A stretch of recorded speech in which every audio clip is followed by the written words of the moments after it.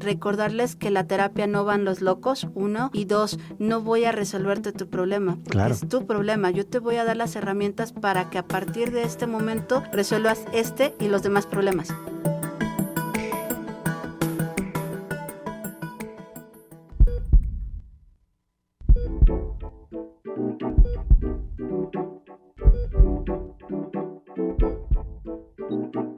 Esto es El Corazón del ISSSTE. Un programa donde sabrás que el alma del ISSSTE eres tú que atiendes al derechohabiente, tú que tu herramienta de trabajo es tu voz, tu creatividad, tu empatía y tu calor humano. Ven, vamos a descubrir quién es realmente la familia ISSSTE.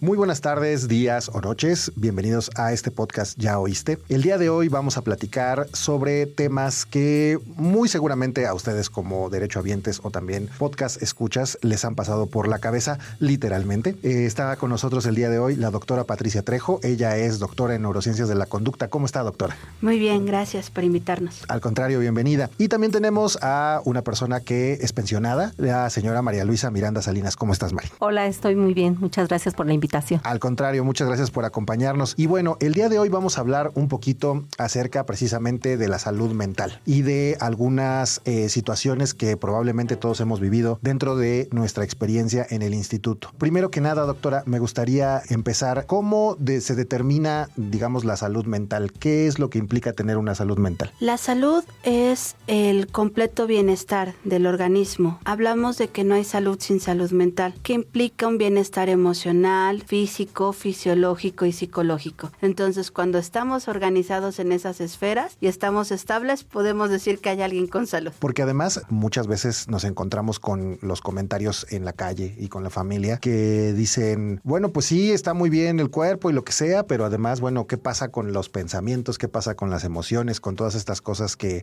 nos cruzan de repente, ¿no? No, y además tenemos que recordar que en ocasiones justo nuestros pensamientos llegan a enfermarnos, ¿no? Entonces, la forma en la que interpretemos el mundo o cómo creemos que nos tratan los otros va a afectar a corto, mediano y largo plazo nuestra salud física. Claro, y es que, bueno, en el instituto, dentro de todos los servicios que tenemos, existe un servicio de psicología y psiquiatría. ¿Nos podría decir, doctora, a grandes rasgos, cuál es la diferencia entre uno y otro? Porque de repente hay mucha gente que cree que es lo mismo, pero puede que haya pequeñas diferencias. Para empezar, los psiquiatras son médicos, o sea, tienen una licenciatura en medicina y estudiaron una especialidad. Entonces, una especialidad en psiquiatría que se encarga no solo de ver el funcionamiento del cerebro, sino los fármacos, cómo actúan para tratar algún episodio de ansiedad o depresión, algún trastorno orgánico, qué medicamentos pueden ayudar a regular regular o estabilizar el funcionamiento cerebral, porque estamos hablando de neurotransmisores. Esto no solo es de echarle ganitas, ¿no? Que esa frase nos puede calar bastante. Es famosísima. Sí, ¿no? Y cala bastante, ¿no? Es como cuando dicen, estás deprimido, échale ganas. Hay personas que es como si les dijeran una grosería, ¿no? Claro. Porque lo intentan a diario. Entonces, el psiquiatra te va a ayudar con un tratamiento médico para que te estabilices. Los psicólogos vamos a apoyar ese tratamiento dándote herramientas para que tú sepas resolver tus problemas, marques límites, hagas acciones que a lo mejor no son sencillas, pero son necesarias para tu día a día. Claro, y es que hay una falsa idea, me parece que desconozco promovida desde dónde, creo que un poco desde el desconocimiento, que uno debe llegar a pedir terapia o a pedir apoyo emocional cuando ya estás muy, muy debajo. En este caso, Mari, tú nos puedes platicar tu experiencia. ¿Cuál fue tu primer acercamiento con el instituto para empezar a tomar terapia? Bueno, yo saqué una cita con mi médico familiar, le comenté varias situaciones que yo sentía, no de dolencia en mi cuerpo, como que te duele este hueso, te duele la cabeza, ¿no? Sí, yo sé que no localizadas, ¿no? Sensaciones raras, sí, y de repente empecé a llorar, pues le dije, no sé qué tengo, de cualquier cosa a veces exploto, como que la gente espera demasiado y yo me siento cansada. Claro. Entonces sí, me dijo, ¿sabes qué? No todos tenemos por qué estar trabajando todo el día, te tienes que dar tus tiempos. Vamos a verlo con psicología, te voy a dar tu papel para que pases a psicología, lo platiques y ya te valoren y sobre de eso. Y fue como llegué con la doctora Patti, claro, ahí en la clínica médica Revolución. En Revolución. ¿Sí? Y ya le empecé a expresar muchas cosas. No todo sale en la primera hora. Han sido bastantes sesiones, he podido ir superándolas, pero son sensaciones muy raras. Claro. ¿sí? Lo que me llevaron ahí. Claro, y es que precisamente ahí es donde empieza, digamos, el trabajo, supongo, de los terapeutas, ¿no?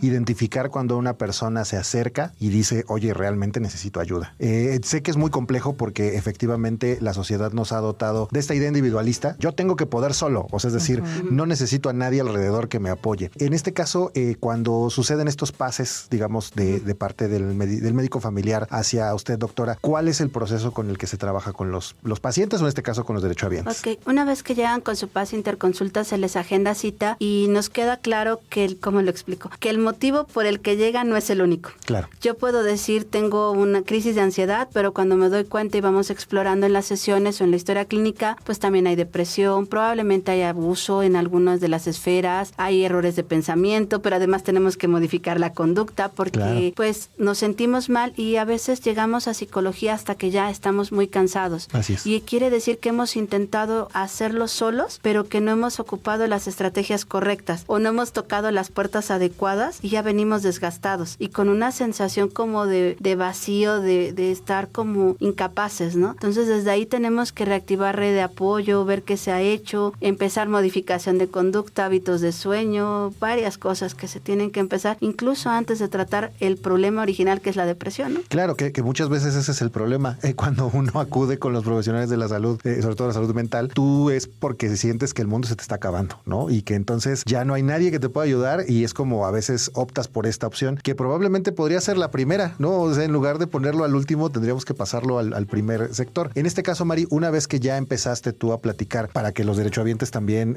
tengan esta visión de tu testimonio, en ningún momento te regañaron, ¿verdad? Ni en ningún momento te dijeron, no, lo que pasa es que usted tiene X, Y, Z. O sea, nunca hubo un señalamiento con respecto a tus problemas. No, todo fue hacerme reflexionar. Yo le platicaba a la doctora cómo me sentía, las sensaciones, cuál era a veces mi día a día con la familia, ¿sí? Entonces ya ella me orientaba y yo empecé a darme cuenta que realmente yo no me dedicaba tiempo a mí. Siempre desde la niñez fue dedicarle tiempo a los demás. Por ser la mayor, era por los hermanos, por los papás, en el trabajo, el trabajo, los jefes, bla. Pero ya a raíz de que yo me pensiono, que me empiezo a dedicar tiempo, tanto en mi salud, ya con la psicología, toda la orientación. Es cierto, yo no me dedico tiempo y ya es donde yo digo, a ver, sí tengo muchas cosas que hacer, pero ahora media hora es mía. Fui y pedí también mi pase para activación física. Ahora me dedico 3 veces a la semana a mi hora de ejercicio y no me importa lo que pase, digo, salvo que haya una enfermedad de mi madre, ¿verdad? Claro. Pero no fallo a mi clase de activación física. Me quedo a los talleres con la doctora Patti también, porque tenemos nuestros talleres.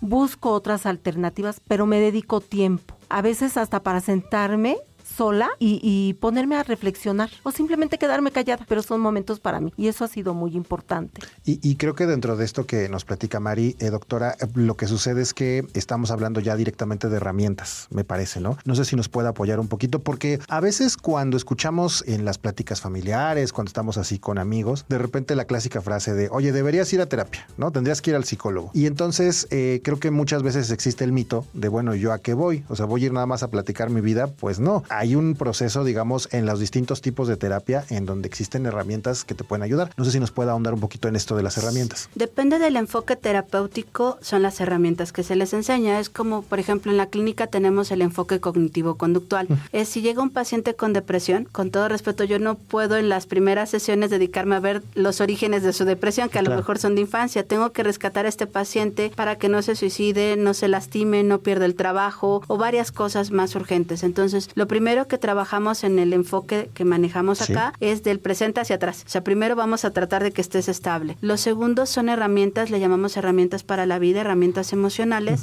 que básicamente tiene que ver con la gestión del tiempo, la higiene de sueño, tiene que ver con técnicas de relajación, se puede trabajar asertividad, porque es como de, no es que no pueda con todo, sino no debo con todo, ¿no? O sea, la forma en la que nos hablamos, porque a veces caemos en un lastimarnos, en un herirnos, ser crueles con nosotros nosotros, somos bondadosos o amables con los otros, no con nosotros mismos. Como que nosotros nos exigimos, la vara es muy alta, ¿no? Entonces vamos enseñando estrategias de asertividad, de amor propio, de gestión del tiempo libre. Entonces sí se van dotando de herramientas. A veces se pueden trabajar desde terapia individual, como ocurre al inicio, pero más adelante, como también tenemos en la clínica enfoques de talleres de salud mental o talleres de envejecimiento saludable, pues ahí se dan orientaciones ya grupales para poder hasta fomentar la convivencia, ¿no? Y en ese sentido, digamos, a ti, ¿cómo te parecieron ya en el ambiente familiar y en el ambiente, porque nos platicas obviamente de la parte personal, pero en el ambiente familiar, ¿cómo te parecieron estas actividades y herramientas que te fueron dando, Mari? Bueno, dentro de la familia, pues como que les cae de peso, ¿no?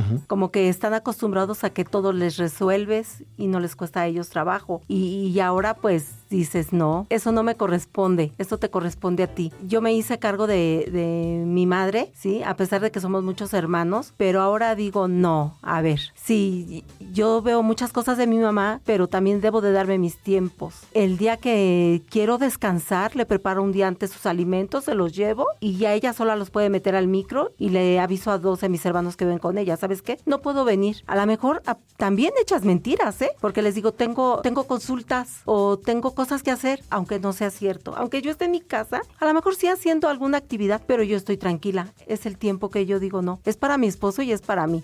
Claro. Y igual con mi hija y mi nieta. Mamá, que esto no puedo, tengo cosas que hacer. Ya dedicarnos un tiempo, valorarnos, querernos, saber que el mundo no gira alrededor de nosotros. El mundo se va a acabar cuando se tenga que acabar, estemos nosotros o no. Y esas son las armas que a mí me han dado mis terapias, los talleres, todo lo que platicamos en el grupo, ¿sí? La convivencia que tenemos, las pláticas que tenemos. Y ahora nos decimos unas a otras, tranquila, ya sabes que no somos las únicas. Y eso es lo que a mí me ha ayudado mucho.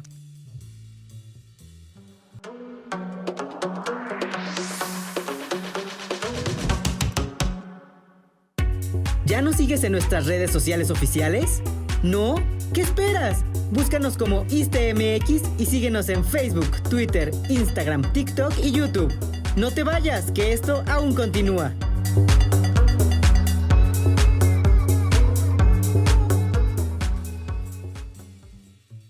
Claro, a partir de estos testimonios, doctora, la verdad es que se escuchan en muchos lugares estos casos de éxito, ¿no? De apoyo comunitario, obviamente de trabajo terapéutico de parte de los profesionales. Y lo curioso es que sigue existiendo un estigma con la terapia, ¿no? Existen todavía muchas resistencias. Además, bromas aparte, que esas creo que pues van a existir en cualquier profesión, ¿no? Es decir, siempre va a haber como bromas y ahora con lo de los memes, pues es todavía peor. Pero, ¿por qué será que existe tanta resistencia? Sobre todo, me parece, en nuestro país con respecto de la terapia. Tiene que ver un poco con la cultura, pero además porque crecimos en una sociedad, nos fueron formando para exigirnos demasiado, para ser autosuficientes, en una sociedad del esfuerzo. Claro. Tienes que esforzarte para lograr, tienes que esforzarte, tienes que lograrlo solo, tienes que poder y tienes que demostrar. Entonces, enseñarle a las personas que sí van a poder siempre y cuando quieran y tengan las herramientas necesarias. Recordarles que la terapia no van los locos, 1, y 2, no voy a resolverte tu problema, porque claro, es tu problema. Yo te voy a dar las herramientas para que a partir de este momento resuelvas este y los demás problemas. Entonces, si nos fuéramos capacitando en un enfoque más de habilidades, así como tienes que aprender matemáticas, tienes que aprender sobre salud mental, sería diferente.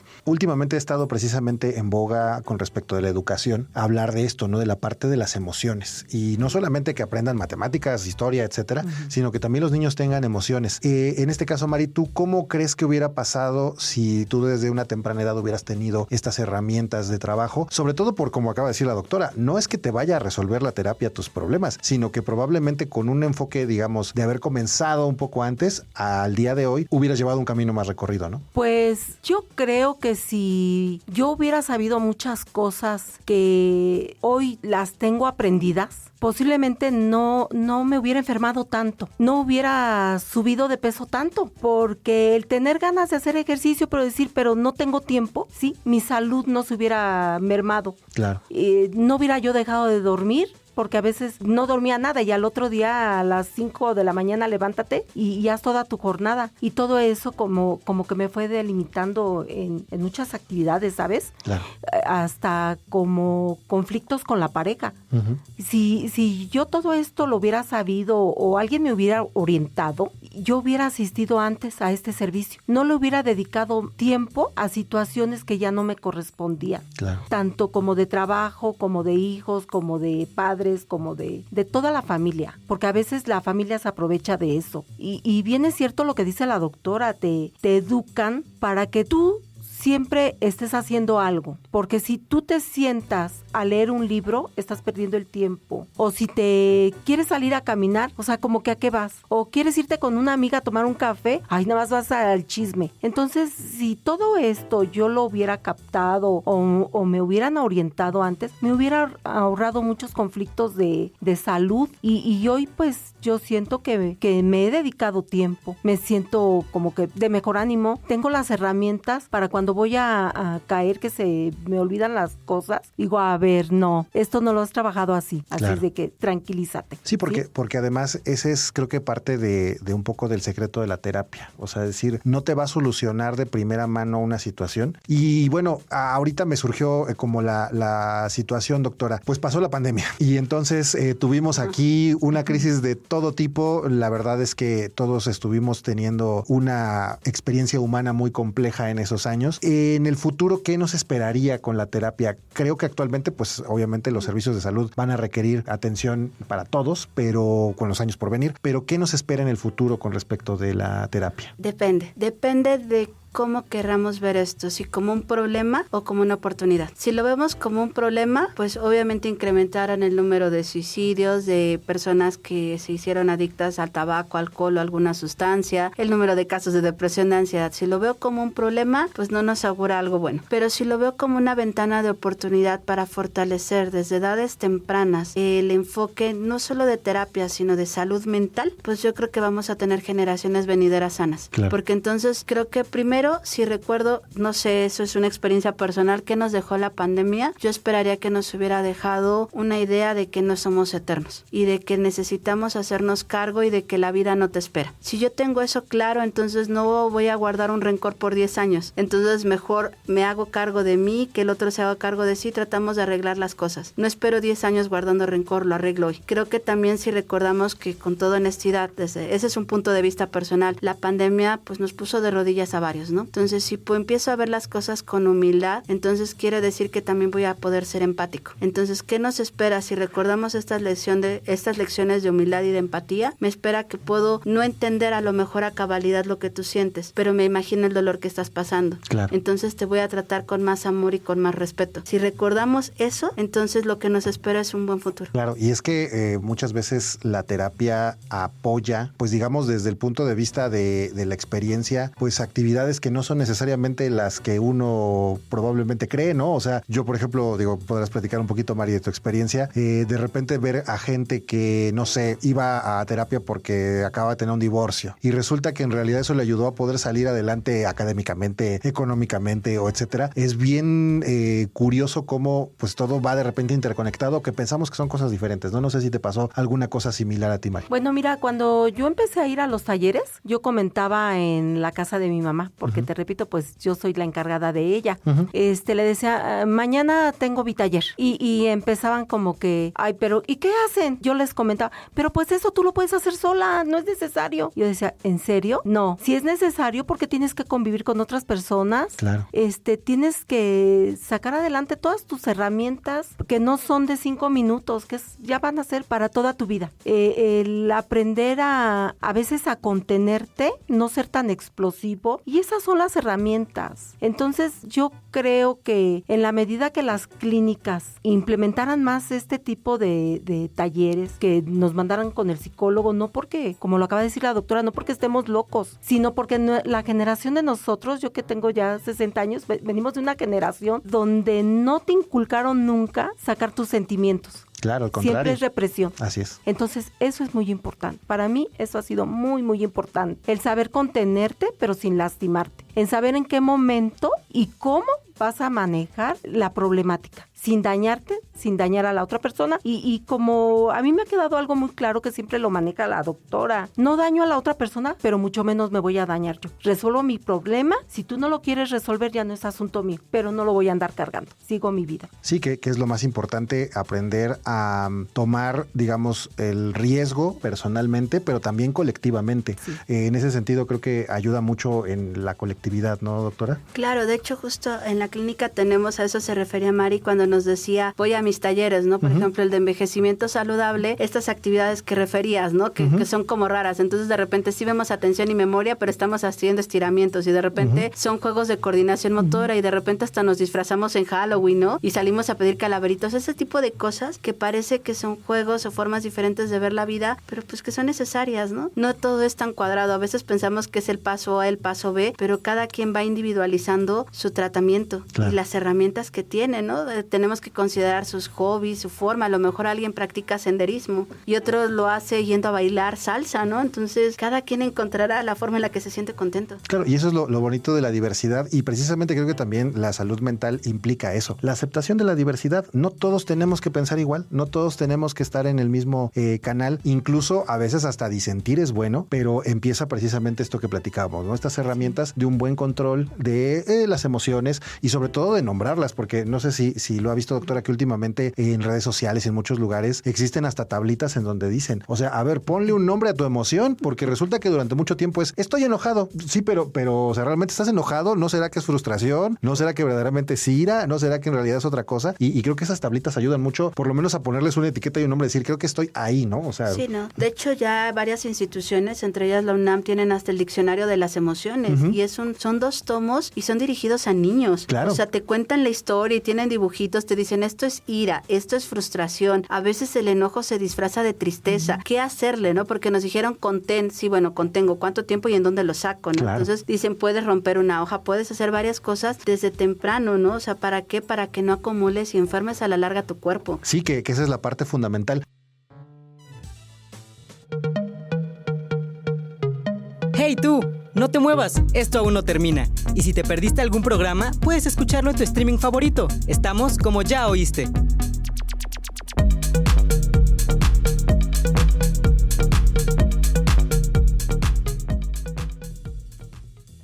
Como aquí lo hemos visto en la serie de podcast que siempre tenemos a disposición de todos los que nos escuchan y que nos hacen obviamente el favor de comentarnos en redes sociales, pues estamos obviamente tratando de buscar la parte integral del ser humano, que la experiencia sea completa, y una de estas cosas que es importante es pues la salud mental. Me vino también a la cabeza una situación que hemos vivido todos, creo, que es el contrario. ¿Qué pasa cuando estas emociones se desbordan? Por ejemplo, les platicaba yo fuera del aire haber visto una imagen en redes sociales de una persona que está en el Instituto Nacional de Migración, está desesperadísimo, toma una silla y rompe una ventana. Y entonces a mí me parece que eso es un claro ejemplo de cuando ya las emociones nos sobrepasaron. En este caso, los hospitales, más o menos, ¿cómo se manejan en ese sentido, doctor? En el instituto tenemos el Código Morado.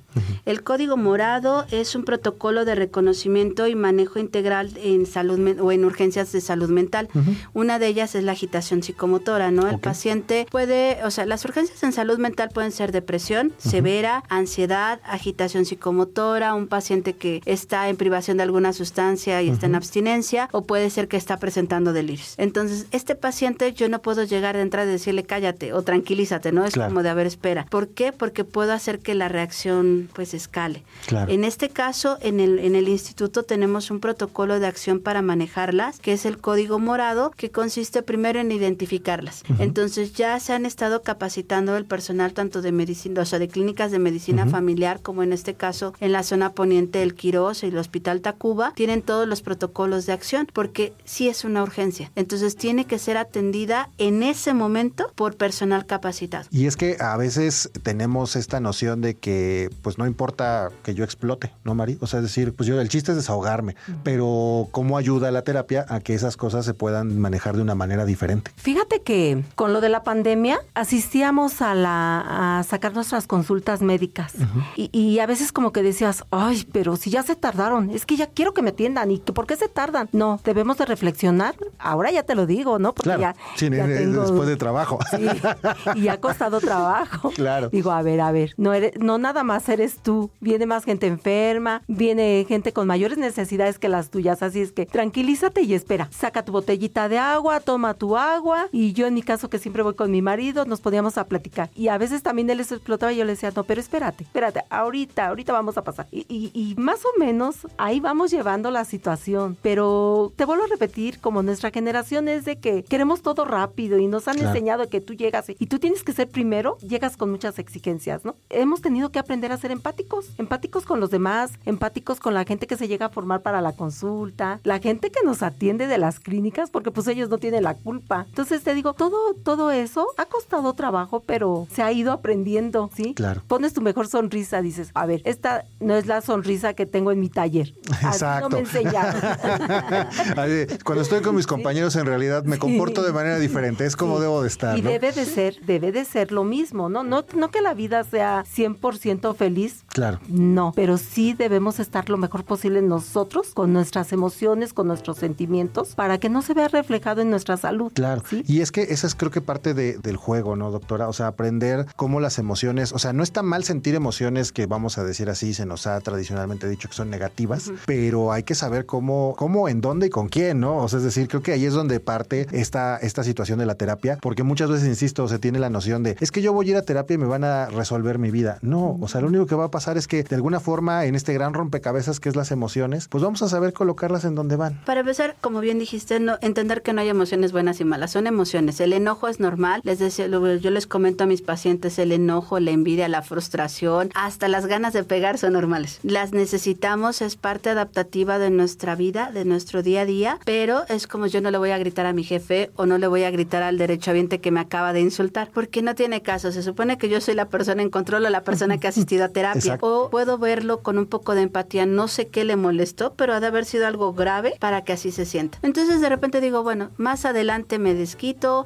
puedo que rompa una hoja, puede que respire o que diga, ya pasó. Entonces la vida, como decía Mari, no es como queremos, es como es, claro, pero podemos interpretarla diferente y todo depende de aceptar quiénes somos. Y si no me gusta lo que soy, pues trabajar para modificarlo, ¿no? Claro. Pero así como pido que entiendan que estoy en un proceso, entender que los demás también están en su proceso. Sí, porque además es este enfrentamiento con el otro, ¿no? O sea, es decir, y me refiero a enfrentamiento en el sentido de posicionarte frente al otro y saber que no es igual que yo y que al contrario, también tiene una historia detrás, tiene toda una vida. Y claro, a veces creo que los tiempos modernos nos sobrepasan. Tristemente estamos de repente viviendo como en actividades que nos tienen corriendo y estresados y demás. Incluso, bueno, yo llego aquí al instituto en bicicleta y tú ves a los automovilistas cómo van desesperados y la gente peleando y demás. Y yo sí he pensado, qué diferente sería si todos y cada uno de nosotros tuviéramos la capacidad de revisar esas emociones y poderlas sin llegar a decir suprimir, sí por lo menos ponerlas en su adecuado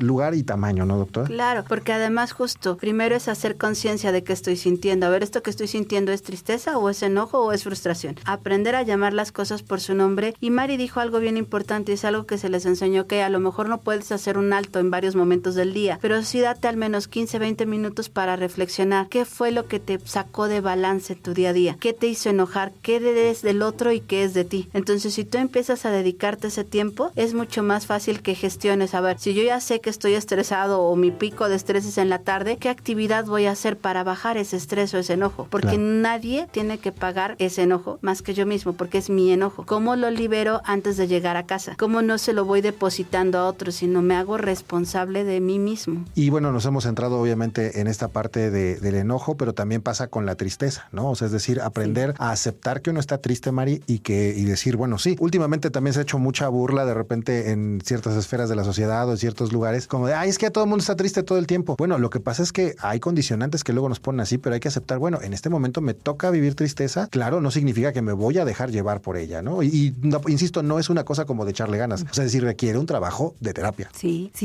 requiere un trabajo de terapia y que tú seas honesto contigo mismo, porque muchas veces te preguntan, ¿qué tienes? Y tú le dices, no, nada. ¿Qué tienes? No, nada. No. Tú estás triste y se vale decir, ¿sabes qué? Estoy triste. Si te preguntan por qué, habrá situaciones en las que sí las puedas decir y situaciones en las que no, pero yo en mi caso lo que he optado es por decirles, denme un tiempo, tanto cuando estoy triste como cuando estoy muy enojada. nada. Entonces yo les digo, ¿sabes qué? Dame un tiempo, después lo platicamos. Y hasta con mi esposo, me doy ese tiempo y ya después lo comentamos. Ya me dice, no, pero mira, hay solución a esto, porque podemos hacer esto.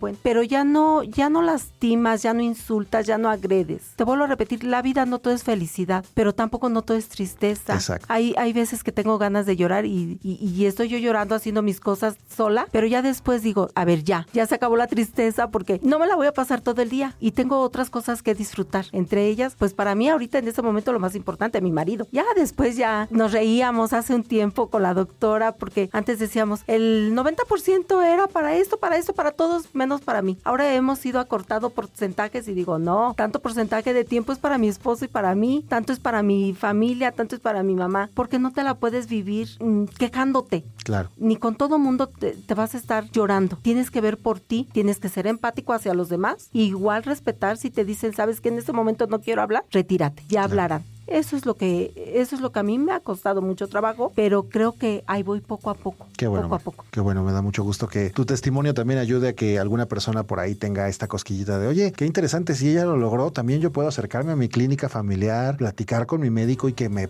manden a un pase para poder platicar como alguien como la doctora Pati, que nos tenga como esta capacidad de, pues por lo menos de reconocimiento inicial, ¿no?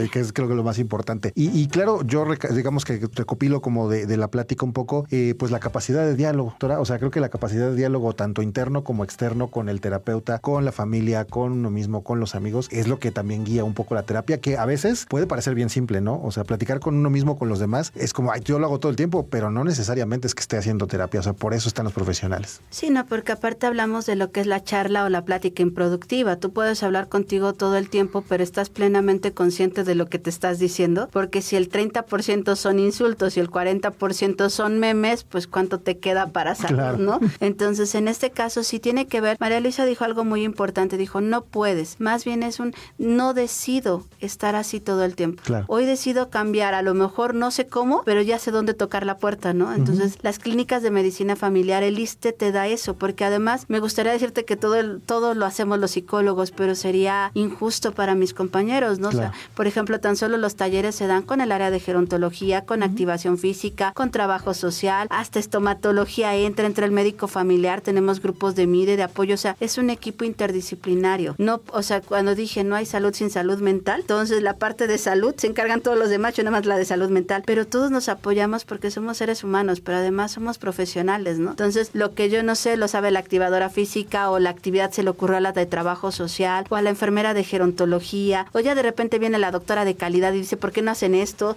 Entonces, es un equipo. O sea, creo que por eso decíamos familia ISSSTE, ¿no? En realidad es un grupo de gente, un grupo de profesionales apoyando. Quien es como si tú no puedes entrar, quita el otro, ¿no? Claro. Entonces, así es como salen, porque no solo es de psicología, es de todos. Y obviamente, pues aquí la recomendación, Mari, que le hacemos a los derechohabientes es acérquense a su clínica. Sabemos, porque estamos completamente conscientes de la situación, que puede ser tardado, que puedes obviamente tener pues un poco de frustración porque pues hay más gente aparte de ti. Además, puede que haya por ahí pues situaciones que luego son inconvenientes para cuando pides una cita, pero que acudan a la clínica y que se acerquen y que comiencen precisamente el acercamiento con su médico familiar y a partir de ahí pues se abren las posibilidades, como menciona la doctora, ¿no? Sí, a lo mejor las primeras citas no es tan rápida como quisiéramos, ¿verdad? Pero podemos acercarnos a que nos orienten para asistir a los talleres, porque claro, podemos empezar por los talleres y ya cuando sea nuestra cita, ya lo podemos platicar. Nuestra activación física es muy, muy importante. Fíjate que antes yo decía, ay, ¿para qué hago ejercicio? Ay, qué flojera. Es muy importante la activación física. Aparte de que para bajar de peso, por tu salud, por cuestión de la hipertensión, de la diabetes y de que muchos problemas que se te vienen encima, el hecho de hacer una hora de ejercicio nosotros, sales como con más ánimos, ¿no? Claro. Como que sí estás cansado, pero lo disfrutas. Lo disfrutas y dices, bueno, ya fue un tiempo que se lo dedicaste a tu cuerpo, te lo dedicaste a ti y es muy, muy importante. Para mí ha sido todo esto muy importante, vivir el día al día en la clínica. No es que me la pase ahí todo el tiempo, ¿no? Pero el tiempo que voy, lo disfruto. ¿Sí? Claro. lo disfruto y como que esa dopamina que te da el ejercicio, como que dices, bueno, ya, ahora sí, que venga lo siguiente. Claro. Y bueno, pues les quiero agradecer muchísimo. La verdad es que fue una plática muy interesante, muy bonita por los testimonios, obviamente por toda la información que nos proporcionó, doctora. Y pues obviamente estamos para servirles aquí en el instituto, en este podcast. Los invitamos a que chequen las redes sociales, que nos sigan en todos los lugares. Mari, un gusto que nos hayas acompañado. ¿Algún Muchas mensaje gracias. final que quieras? ¿Algún saludito, algo así? Pues nada, que tenemos que aprender a querernos, a respetarnos, a darnos tiempo de calidad para nosotros. Perfecto, pues muchas gracias. Entonces, pues nos estamos escuchando en las siguientes emisiones. Yo soy Javier Jiménez, que tengan un muy buen día. Síganos en Ya Oíste.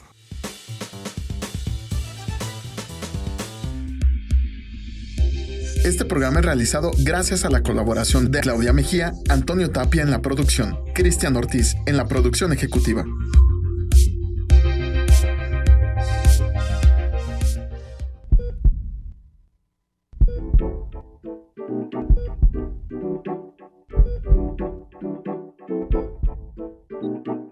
Esto es El Corazón del ISSSTE.